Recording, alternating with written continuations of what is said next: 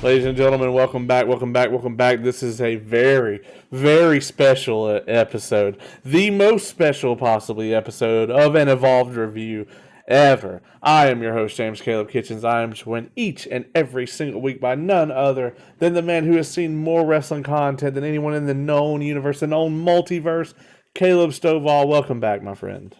What's going on, man? Just like the last one we recorded, I'm excited about this one because this was an experience. This was an experience. And normally we kind of, at the beginning, we have a little bit of what we've been up to, what we've been into, what we've been talking about, what's going on in the wrestling world, what podcasts we've been listening to, what TV show we've been listening to, what have been watching. Today, this is all about the experience. This is A&E Biography Legends, the Booker T episode. We were at the premiere. If you haven't heard that by now, check it out. We did a little live stream on Facebook from the event. This, of course, is going to be pretty much everywhere that you can find a podcast, audio. We're also going to be in video form right here on Facebook, on YouTube. Check it out everywhere. This was such a cool thing that we got to be invited to. This was a premiere from A&E and WWE of this episode. We got to see this. This is actually the first episode that we saw. We saw this before we ever saw the Steve Austin one, which is the first one that aired on television. We got to go to a really cool drive-in theater. Yeah. And before we went, so this was at the, I can't remember the exact name of it. It was something Tap House. I really should know. Something Tap House in Sandy Springs. Probably the only Tap House and drive-in in Sandy Springs. Drive-in theaters aren't really that common anymore. Yeah. And it wasn't even really a drive-in theater. It was a regular movie theater. It just happened to have this drive-in event going on. Yeah, the Springs Cinema and Tap House is the name of the place. And I guess they have an amazing parking lot, so they do a drive-in experience there. They also have showings. You can they've got stuff showing right now in the actual theater inside, which is really cool. I loved this experience. They had people there giving out all the swag. Before we went, I'll give a shout out to them. We went to eat at the coolest, fucking nerdiest place you can imagine at the Battle and Brew, which is a video game nerd themed like sports bar / restaurant, whatever. My cats are destroying everything in the background. Anyway, yeah, I have the background blurred out, so you can't really tell exactly what's going on. You just see different color blurs moving around at lightning fast speeds in the background. So we're recording this in the middle of the night. My cats have the zoomies. It is what it is.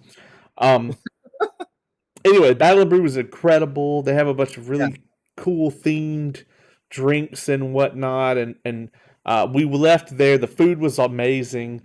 We left there. We walked right over next door to the Tap House.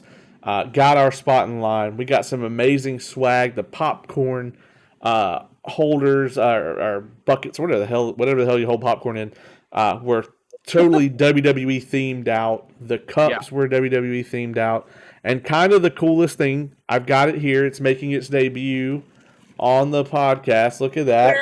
We have none other. This is a A&E themed case.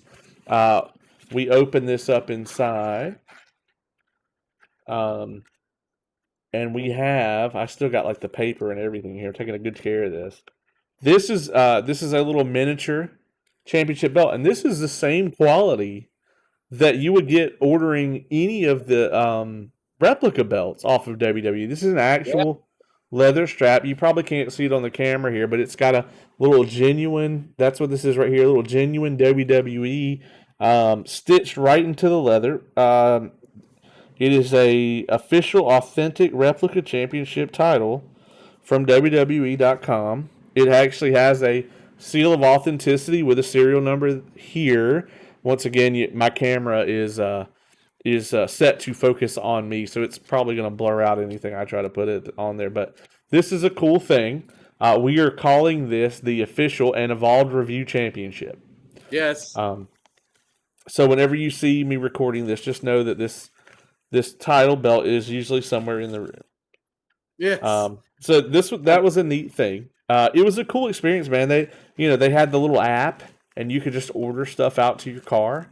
Yeah. They had the sound system outside, so you could stand outside if you wanted. It was kind of cold. Um, I got kind of stir crazy at one point, so I kind of stood out even though it was cold. I kind of just chilled outside and watched it on the screen, and took notes and stuff, which was a fantastic experience to be there with so many people. Seeing it, the sound quality was like amazing for like an outdoor thing, I thought. Yeah, man. That was the first thing I noticed, and I think that was one of the first things I think I mentioned to you about, which is when WWE puts on these events, and it's basically both an A&E and a WWE production, and whenever WWE is involved in something like this, man, they go all out, don't they? They really do. I mean, they spared no expense, as they say in Jurassic Park. Um, Which is smart because it makes people want to come back for more. yeah, I would definitely do this again. If they premiered another episode there, I would do it again in a heartbeat. I would go see something else there. I probably will go see something else there. Yeah. Um, so let's get into it, man. Into the documentary. Booker T was born Robert Booker T.O. Huffman Jr. That's a Yeah. mouthful. In 1965 in Louisiana. Um, he's the youngest of his mother's 8 children, and his father passed away when he was just 10. His mother passes when he's 13, and you've got 8 children, you know, basically trying to survive. Booker T and his next oldest sister lived in that house where they had lived with his mom alone for a short time. No water, no electricity. What an incredible opening to a documentary to just really frame how hard somebody had it as a child. Yeah. It was a rough life. He clearly grew up in sort of that gang activity going around. He grew up and basically, dare I say it, I don't know if it's a political correct term or whatnot, but he, grew up in the ghetto. Right? Yeah. I mean, I think he may have described it that way in the video, or someone may have. I have a lot of notes on this one. This is the vaunted uh, Evolved Review note taking device, aka $2 notepad from Walmart. That I notoriously have thrown across the room several times. Probably won't do it tonight because there's nothing I'm that upset about. But one of the things I immediately noted here, we immediately had a lot of speakers, a lot of very famous people come on here. Nash, Hogan, Jarrett, Kofi Kingston, Shane McMahon, Stone Cold Steve Austin. What did you think about the introduction to this documentary? I thought it was perfect. I did too. And it basically made it known that, like, hey, this guy has done a lot more for the business than you realize. Yeah, Like that's basically what I get when I saw that kind of thing. And I loved hearing from Stevie Ray. yeah, Because I think because it's wrestling, people automatically assume that, oh, well, those guys just came together as a tag team, basically, like they found each other on the indies or they met each other in wrestling school. No, they're legit brothers. yeah. Absolutely, they're actually legit brothers, and that to me has always been such a cool thing because so much in wrestling isn't real. Undertaker, Kane, they're not related at all. Right. Even though their tag team is the Brothers of Destruction, these guys, man, as Harlem Heat, were doing some incredible things. I mean, we'll get into the Harlem Heat era, but Stevie Ray got him into the wrestling business. They went to Ivan Putski's wrestling school. Yeah. Um, it cost $4,000. He was working at a storage unit. His boss put up the money for him to go to the wrestling school, which is incredible. Just think about how different sports entertainment would be today if he hadn't done that. Yeah. Um, but before we get into his actual wrestling career, we talked a little bit about his early childhood, man. It wasn't just his early childhood. They talk about, he got into crime, rough childhood. There were people doing drugs. There were people, out, doing who knows what, all sorts of criminal activities in his neighborhood. Um, and they robbed the Wendy's that they worked at. And then they went on a crime spree. And when I say they, I mean him and one of, some of his coworkers, not Stevie Yeah. Ray. Um, they robbed 26 different occasions, robbed a Wendy's. And so they went on kind of a crime spree, robbing different Wendy's restaurants all over the city. Um, and he talked about how he just came home one day and everything was quiet and he realized like how awkward it was, and then cops came from everywhere. Yeah, they had tracked him down. And he spent 5 years in prison because of this. Yeah. And he's lucky that he only got that. Yeah, he is lucky he only got that. And then he gets out of jail. His first thing is like, hey, I gotta get my kid back. He's trying to get out of this lifestyle. He doesn't want to go back to prison. He talked about the security guard, told him when he got out, hey, I'll see you when you get back. And he was determined to never go back. So he ends up actually robbing a drug dealer so that he can get his son back and he can get out of that lifestyle. I mean, what an incredible story already. We haven't even gotten to the stuff that's made up to the actual wrestling character yet. This is all stuff that actually happened to the guy before he was 20. Yeah. It was insane. Like when I heard about it, I was like, God, I did not realize all of that. Because I'm pretty sure there is not a Booker T documentary from WWE that, was like a DVD or something like that. Like, I don't think that they've done one of him. If they have, I haven't seen it. Yeah. This is the first that I saw of a lot of this stuff. I mean, I knew some of it. Obviously, from his Hall of Fame induction, he talked about some of these things. They did a couple of little pieces on him around then, but it wasn't like a full length documentary like this. It was, hey, here's a little video, a little snippet of an interview, that sort of thing. Mm-hmm. I loved this whole build up. I mean, at the time we're recording this, guys, we've just recorded the Roddy Piper episode, so we've seen 3 episodes out of the 8. This is still my favorite thus far. I don't know if I'm biased because of the experience, but I just love the way this was put together. I love how informative it was, and of course, I love Booker T and his contribution to the industry. Yeah, it was so good that I can't wait to watch it again.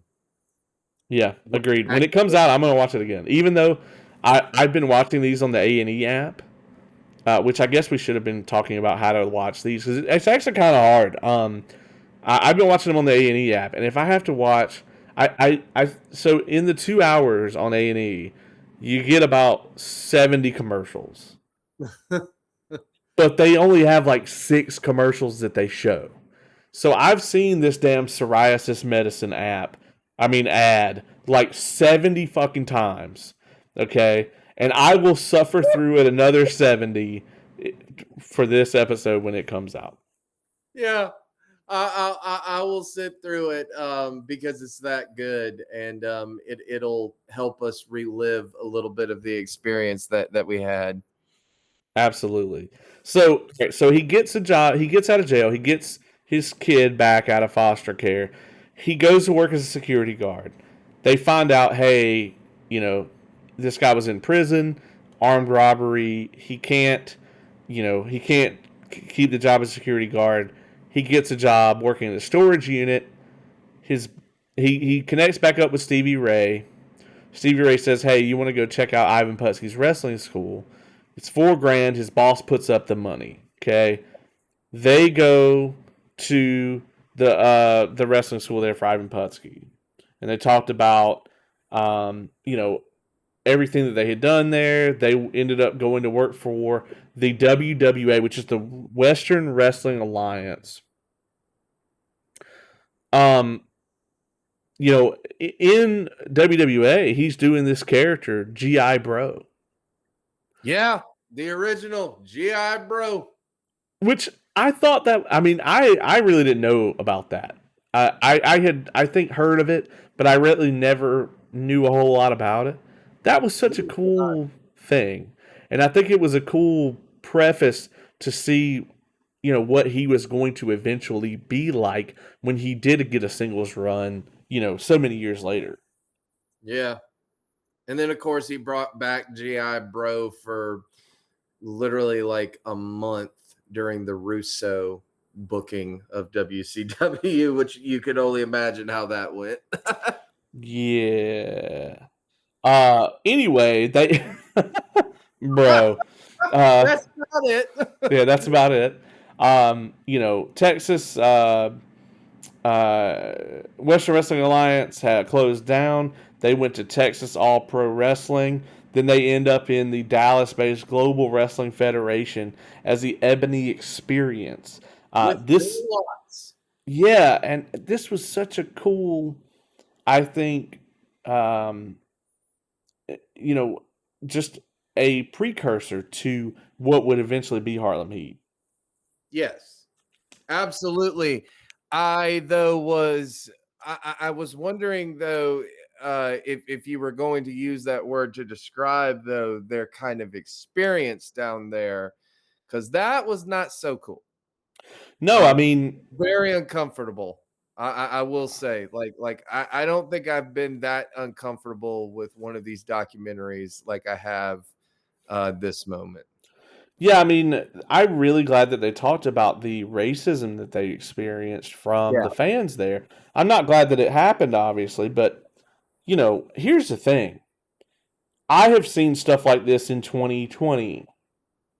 I've seen stuff like this in 2021 at independent shows. Well, I don't want to go too much into it, but I mean, even here, I mean, even in Georgia, in modern day, in my time as a booker, we have had to remove fans for shouting out racial slurs, yeah, and things like that. And so, while I thought that what was going on here was awful, I wasn't shocked about it. What I'm shocked about is that it's still going on today in a lesser capacity. yeah, Um, I thought it was great that they still managed to win these fans over either way. yeah. That's a testament to Booker T. He shouldn't have had to do that, but the fact that he was able to is fantastic. And this is also where we got the birth of the Spinaroonie. Yeah, and that was great that they talked about that. But it's not just a testament to Booker T. You also have to give the credit to Stevie Ray as well. Like I I do don't think that he gets enough credit. Like all the credit goes to Booker because we know how great he is and we know what eventually he would become. But I mean, Harlem Heat wouldn't be Harlem Heat without Stevie Ray as well. agreed. 100%. Um, I absolutely agree with you. And I was a big fan of them as a kid. This is something that you actually said while we were in the car watching this thing. Around the time he starts talking about the Spinaroonie, he talks about like the dance culture and how he was watching a lot of different dancers on television and things like that, and he wanted to he was getting into like breakdancing and stuff, and he incorporated that into his character. And there was a segment here about that I don't think WWE would have included if this had been just their Yes. documentary. Yes, they actually like included some of the music and music videos that he was listening to at the time. Like he was listening to MC Hammer and stuff like that. I forget exactly who else was in it, but I mean that was really cool to see that. It's kind Yeah, of like when Austin talked about the Richard DeKlinsky story. We've never actually seen any of those photos or videos on a WWE thing, but since it's A&E, we were able to see a lot more of that. And right, they were able to be a lot more detailed with stuff like that. right, absolutely. Well, let's not spend any more time beating around the bush. Let's get to the elephant in the room. 93, they get signed to WCW and they make their debut as what would change the world of tag team wrestling, Harlem Heat. Yeah, but I'm going to assume the elephant in the room is their actual debut, which Yeah. was uh yeah. I Yeah. don't even know what it's like. I when I heard this, because I didn't know that this happened. Even me, as much wrestling as I have watched, I haven't watched all of '93 and stuff like that. Which eventually, when they get everything back up on the network, I'm gonna watch it all. Like I'm gonna go on like 100-day binge or something like that. But um, I didn't realize that their debut was them with Colonel Robert Parker, Yeah. uh, who doesn't look like, one of your typical Southern plantation owners. And they come out with chains around them. Yeah. Um, so apparently the idea for that was it's supposed to be that he bailed them out of jail kind of thing. And they were trying to symbolize that. But in doing so, people took it the other way. Right. How could you not? Yeah, it looked awful. When I first saw it, I was like, "Oh man, this didn't age well." It probably hadn't aged well in 1993 either. Very tasteless. Yes. I'm glad it didn't define them though. I'm very glad that I love the story about the Brooks and Dunn shirts. Yeah. That they went out and modified those, and that became the Harlem Heat outfit. Um, Yeah. Yeah. That was interesting. You want to know what's interesting though? I don't know if they covered this exactly in the documentary. I don't think that they did, which is what I'm kind of surprised at. But when they first come in as the Harlem Heat, I believe that they still are the Harlem Heat, but they're not Booker T and Stevie Ray. In fact, yeah, Stevie Ray's original name was Kane. yeah, Like yeah, like I'm hearing Tony Schiavone and Jesse Ventura on WCW Saturday Night, and he keeps saying Kane, and I was like, "What?" yeah, I yeah. forget It's what Booker T's was, but like that was the one that really stuck out to me was Stevie Ray was originally named Kane. it's definitely interesting as to how that could have gone. Um, you know, but Harlem Heat was so impactful, and they talk a lot about this. They went on to become 10-time WCW Tag Team Champions. They were a huge deal for a long time, through that run. Yes. Um, and later on, we get into the Monday Night War. Booker's getting his singles run, you know. And what I thought was really interesting about this is they talked to him, and Booker has such a unique perspective on the Monday Night Wars because if you listen to anybody, Flair, Shawn, Austin, Triple H, Kevin Nash, Hogan, everybody, they're all, completely, they're just as engrossed with the war as everyone else. They knew they were fighting a battle. Yeah. They knew they were fighting the other company. Booker's like, I never thought about it. I didn't focus on it at all. He just went out there and wanted to perform. He wanted to get to the next level. And let's not forget, it was incredibly difficult to break through the glass ceiling in WCW. I mean, they're known for it. If they didn't sign you on as a star already, you're talking about trying to come in at the ground level and work your way up to the main event in WCW. It wasn't done. Goldberg, Diamond Dallas Page, Booker T. That's the list. Yeah. Yeah. And obviously I see that, but I remember when Booker T was really starting to explode, and it was a night actually in Augusta when I saw them, and I believe it was a WCW Saturday Night taping, but they used to come to Augusta a lot, and they performed at the Civic Center downtown, and It was him versus Chris Benoit, and both of them were baby faces. But I think a lot of people wanted Chris Benoit at the time to win because Booker had just won the TV title from him or something, or not from him, but he won the TV title. But people wanted Benoit now to win. So in Augusta, Benoit slaps on the crossface and Booker taps out. Man, that was one of the loudest reactions I've ever heard. Like, I still get goosebumps thinking about that match. And that was just a regular Saturday night match. And then, like, I didn't realize like how good his singles run in WCW was. Well, him and Benoit had the best of 7 series twice. Yeah. They had it in WCW and they did it again in WWE. Yeah. I mean, obviously they didn't talk about this in the documentary for obvious reasons. Yeah, obviously. But they had it twice for the same title. It was for the U.S. Championship. Yeah. And then they talked about, the Bash at the Beach, night that he won the world title.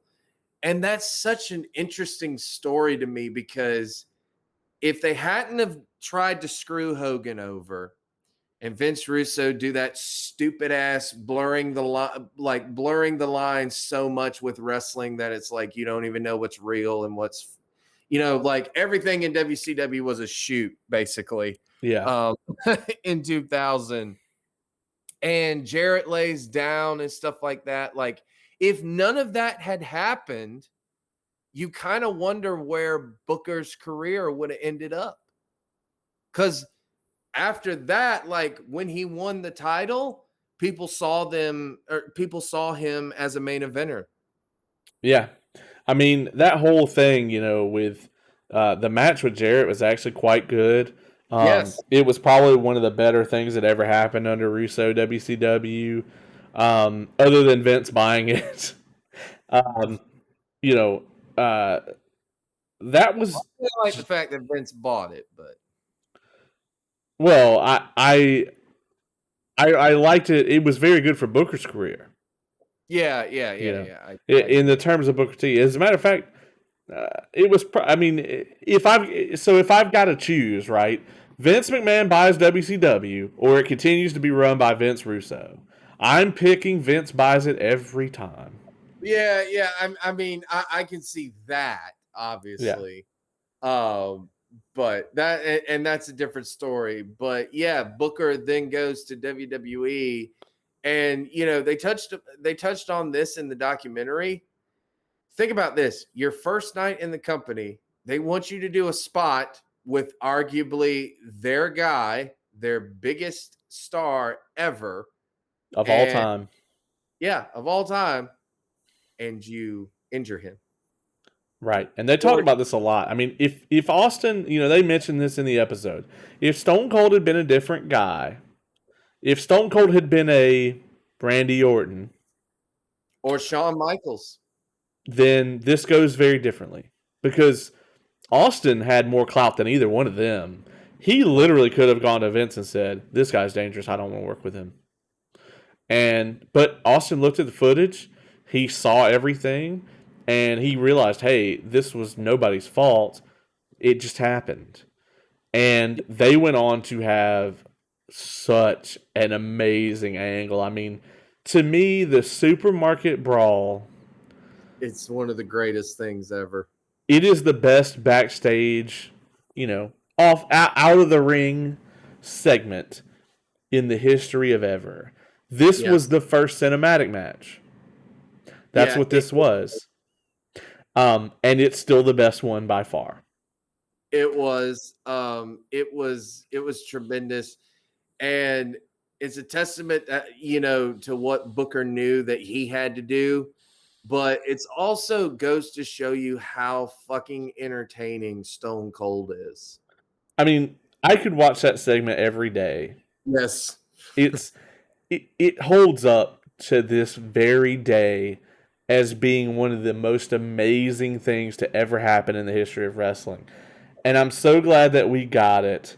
They did over $10,000 worth of damage to the store. Look, if you haven't seen that recently, or if for some godforsaken reason you've never seen it, go watch the supermarket fight between Austin and Booker T. It's It was tremendous. amazing. And It, Ric it Flair's reactions to the whole thing are fucking incredible too. yes, yes. While him and Vince are watching it, and stuff like that, and of course, the most priceless line at the end of the thing, price check on Jackass. Like, just Loved oh it. my God, it was so entertaining. And you know, Booker talked about this in the documentary. He was not known as a guy who could be funny or entertaining in WCW. He was just Right. known as a kick-ass wrestler. He was very serious, especially as the Harlem Heat, um, you know, and his singles run and stuff like that. But he never really showed that entertaining side to him. And WWE, he really did a good job of bringing that out, man. I can remember one that they didn't really talk about, but was him and Goldust not gold? Like, I like, mean, pun intended, yes. yeah, pun intended, obviously. But him and Goldust, I remember when The Rock did the Scorpion King, and they were somewhat in a feud, but Booker was a face by this point. And the Scorpion King comes out, and then like Booker T wants to up The Rock. So he goes to audition for a movie, and he does the audition, but instead of just reading the lines off of the script, he's also reading the instructions for like Yeah. this, like Like the like he, stage notes and everything. Yeah. he's just like, the camera will turn this way, this guy will do it. I I mean, he was a creative genius and such a Yes. funny guy. I mean, just hilarious. And I was so glad that they looked at this. They talked about the Spinner-Rooney, the Vince-Rooney, the Taker-Rooney. I mean, other than Undertaker, I think he got just about everybody on the roster to attempt the Yeah, Spinner-Rooney at some point in time. he did, but the Undertaker wasn't gonna happen. No, no, but that segment was amazing. Um, Yes. I'm glad that they had Charmel there. I'm glad that they had kind of an extended piece about her that, she performed with James Brown, which I didn't know about. That was No, cool. I did Um, not know that either. I knew that she had been a Nitro girl, and that's how they met and got together. But I love that they covered that period of time where they brought her in. King Booker was one of the greatest gimmicks. I mean, talk about somebody that's constantly reinventing themselves. People give Jericho that credit a lot. Booker T did it. I mean, GI Bro, Harlem Heat, Booker T, King Booker. I mean, just all of these different iterations of himself. And Charmel was such a big part of that. And so he's tagging with his real life brother, and then later on he's being managed by his real life wife. Very cool, all Yeah. around. And probably when Booker T won, he actually made the King of the Ring mean something for at least another time. Yeah, yeah. I mean, that's like the last time it meant anything. Yeah, I truly believe so. Because when he won, he actually ran with it. And Yeah, while it was entertaining and it was comedy, he still was your classic heel where it was like you wanted to you didn't care who it was. You didn't care if it was Bobby Lashley. You didn't even care if it was Cena. You were rooting for Cena to come kill him. That's an yeah, art. yeah, yeah. You I know, mean, and speaking of that, this documentary would have been just perfect for me had that one little rodent not been in this damn thing. and which one would that be? Just to clarify it all for the audience. That would be one Sam Roberts. What the hell was he doing there? I mean, I guess this is like another incident of like, hey, this is yet another person that could have been replaced by Jim Cornette. Yeah, or just replace with someone good. Yeah. I'm sorry. I just think Sam Roberts is the biggest fucking tool in this business. Like, I can't stand him, especially when he made that stupid line about Bianca Belair at NXT, which I guess in hindsight was good because then it fueled her to go and headline WrestleMania, basically. So whatever. But I don't know. Like I just the minute I saw him, I even looked at you and I was just like, "Are you fucking kidding me? Like why?" Just Yeah. Just I don't even mind seeing Bruce Pritchard and everything because I know he's going to be in there, and I still like Bruce Pritchard. Like I feel as though the wrestling world has a love-hate relationship with Bruce Pritchard. They know he's full of shit and stuff like that. They know he's a WWE kiss ass and whatnot, but they still love him. The thing about Pritchard is it's like Bruce Pritchard knows all the stories that you want to know about Yeah. WWF/WWE. He was involved in some way, some shape, some form. The problem is the stories that you really want to know about, the really controversial shit, he'll lie and claim he didn't know anything about it. The stuff that you really don't want to hear about or don't really care about his opinion on, he'll talk to you about them all day. That's why nobody fucking likes Bruce Pritchard. Yeah. Like a lot of the ideas, Conrad tries to call him out on shit, and he will sit there and defend that. I'm like, it's clear it wasn't a good idea. Nobody liked it. Right. Yeah. I mean, there's so many things they'll try to defend. And it's just like, dude, if it didn't get over, then it was bad booking. It was terrible booking if no one liked it. But they don't think about that. And I mean, they haven't thought about that way in WWE in years. I mean, decades at this point. Well, I would rather see him than Sam Roberts. I'm just saying. Agreed. So, So 2012, Booker T moves on. He retires from wrestling. He's inducted into the Hall of Fame for his solo work. In 2019, he was inducted again with Stevie Ray as Harlem Heat, which I thought was amazing. You think about who all in this business has 2 Hall of Fame rings, right? I'm pretty sure it's limited to members of the NWO, although I don't know that Nash is in there by himself. I don't think Big Daddy Cool is in there yet. Yeah, I feel like Nash isn't in there by himself, but X Pac has one, not no solo ring, but he has one for DX, one for NWO. Yes. Shawn Michaels has 2. Triple H will have 2 eventually. Yeah. Ric Flair has 2. Hogan, Randy Orton will have 2. yes. So yeah, there's very few people that have 2. Yeah. And even fewer that are inducted as a tag team and a solo guy. Everybody else that has 2, it's usually because of a faction.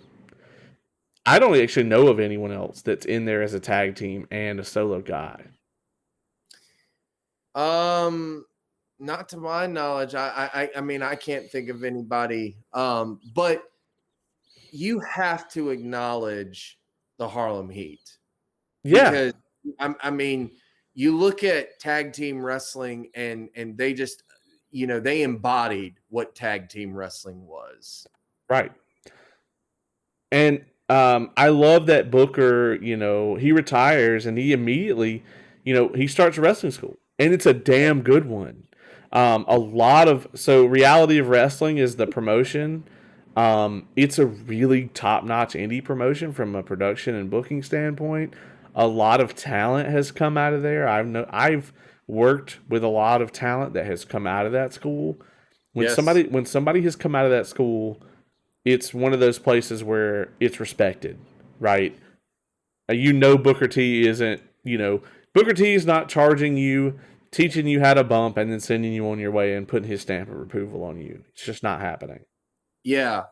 And that was going to be my thing. The way that this is structured, I mean, look at it. It's brilliant from a standpoint because, first of all, it's run by both him and Stevie Ray. It's Booker T and Stevie Ray. And Sharmell. Yeah, and Sharmell. And, you immediately, when you're looking at places to train for wrestling, the first thing that you should look at is who is training and what credentials do they have to train. Because I've seen wrestling schools where they charge all this money and it's just like, dude, you have not really done anything in this business ever. Right. Like you can't tell someone, because it's not just about training someone to bump and Right. wrestle and stuff like that. It's you got to train people on how not just to bump but to sell and everything like that. But also you got to teach them how to be marketable, how to do television. And if you look at Booker T's school, it checks all of those boxes. I mean, he literally has television. So we're not talking about you just go on, an independent show and you're not, and that counts as footage or something like that. We're talking like you can actually train at this school and then you will get booked to be on television. Like, because his school has local channel there in Houston. And yeah, a lot of people come out of that school and stuff like that because it's top notch. Because immediately when you look at that and you see who's training, it's like Booker T. Oh, what did he do? Oh, he only did WrestleMania, WCW, WWE, TNA. He knows how to be marketable. He knows how to do character work. He knows how to do TV. He literally knows how to do everything. Same thing with Stevie Ray. Stevie Right. Ray knows everything. He's been a commentator. He's been a wrestler. He knows how to do tag team. You could literally get everything you want out of that school. Yeah, and I mean, before the Performance Center, there was very little of that. I mean, you could go to OVW, but I mean, even then, you could learn under the tutelage of the great and mighty Jim Cornette. But there is that. But outside of like WWE's direct influence, there's not a lot of it. I mean, there's wrestling schools are notoriously known for being scams. I mean, you have your wide range of wrestling schools, and theirs is at the tip top of that as far as quality goes. It's Oh, not like the Hart Brothers wrestling camp where they put this is I think Jericho talks about this, or maybe Edge in his book. But it's been panned by a lot of people who tried to go there. The Hart Brothers wrestling camp was notorious for, they put Bret Hart on the poster, and it's Bret and Owen on the poster, and they talk about Dynamite Kid training there, and Davey Boy Smith, and Brian Pillman, and all this other stuff, and then like you get there, and it's like Bruce Hart and Ross Hart, and like they show up like one day out of every 3 weeks, and like one time during the like 6 months, like Bret Hart would like come there but not teach or whatever. I mean, like and you could tell that they kind of like conned him into it or whatever. yeah, Uh, so there's a lot of wrestling schools out there that are just a complete scam. His is the real deal. It has a promotion attached to it. It's both the yes, school and a really top notch indie promotion. I love it. You yeah, can watch their stuff on YouTube. I've watched some of it. It's very good. And I'm yeah, a snob when it comes to wrestling, yeah, yeah. And I can vouch for that. especially But indie wrestling. yeah, but like I said, and when you watch it, these are students of the school. But again, it's the perfect format. Like he can legit make money doing this, and you are legit getting wrestling training. But you're not just getting how to bump, like I said. You're getting how to be marketable, how to do character work, how to do television. I mean, you're literally getting everything. Yeah. I also really, a lot of people don't really love Booker's commentary, but I loved his commentary, and I loved his time as an analyst on like the pre-show panels and stuff like that as well. I always Yes. thought he did a great job. He had so many good one-liners on commentary. I liked some of it. I did, but I loved it when he did commentary for the one time in TNA when the Main Event Mafia took over Impact and they legit had Booker T on commentary, and he was I forget what he was called. I think he was like Snow something. I don't know what, like, but It he was would get something ridiculous. yeah, he would get in the ring and like he would have on the headset, and he would be like, "Oh, look at that! Oh, Booker T stopping him! Oh, Booker T!" Like, Yeah, I I think loved all of that. yes, but I think my favorite time ever. I showed you the clip right before we watched the movie too. It was the one where Brock Lesnar went on a rampage during Raw. And when Lesnar flips over the table, I don't know what it was about Booker T, but he has the funniest reaction. He's trying to be serious, kind of, but like it is one of the funniest reaction. Like when Lesnar flips over the table, he's just like, Lesnar is not someone to mess with. And then he flips over the table and he's just like, oh! I loved that. I was dying watching it in the car because like I forgot just how funny the sound he makes is. And I'll tell you, you mentioned Impact. That's probably the only thing I would want more out of this documentary. If I were to have any complaint about it, I think that it's that, and it can't be helped in this instance, unfortunately. Well, It's that it doesn't have the Impact stuff because WWE legally can't use it yeah, they can't because they don't have, I because they guess, haven't right. bought TNA yet. Yeah. Well, they're able to use some of AJ's and footage and stuff like that. Yeah, they've specifically worked out certain deals with people, and I think there was a deal for Sting as well when he went in the Yeah. Hall of Fame. And what's that? The Hardys. Yep, and then also Jarrett. Yeah. So there has been a deal worked out. I think eventually WWE buys their entire tape library. I don't think they want the promotion, um, but that's neither here nor there. We don't have time to get into that. Um, anyway, this I love this. This was yet another episode of A&E's biography series, WWE Legends, Booker T. Such a good, I mean, just an incredible watch, and it's nice to have that contrast to like Dark Side of the Ring, where I don't want to say Dark Side of the Ring is exploiting tragedy in the wrestling business, but they are shining a light on tragedy because they know it sells. Whereas Yeah. this is like the whole picture. It is a biography. You know. Yeah, it is. And I mean, but I don't hate Dark Side of the Ring for that, No, kind of. absolutely It's not. still good. Hey, as my mentor, my hero says, controversy creates cash, my friend. I didn't know he was your hero. I am in the wrestling business because of Eric Bischoff, okay? And I got to tell him this 2 years ago, and it was one of those things I'll just never forget. Actually getting to sit down and have a conversation with him. I don't really want to go. I don't want to spend 20 minutes on this episode, but getting to sit down and have a conversation with him and say, look, without Eric Bischoff, I'm not in the wrestling business at all. The things I've done, I don't do. Um, that I got you. it had to feel good for him. I think he probably doesn't get that very often. Everybody wants to be Shawn Michaels or John Cena or Hulk Hogan or Steve Austin or The Rock or whatever, but not me. Yeah, So no, I agree with you. I mean, I'm in this. I'm in this business because of TNA. right, Quite right, honest, like the 2004 to 2009 run to me is one of the best times ever. yeah, agreed. I agree.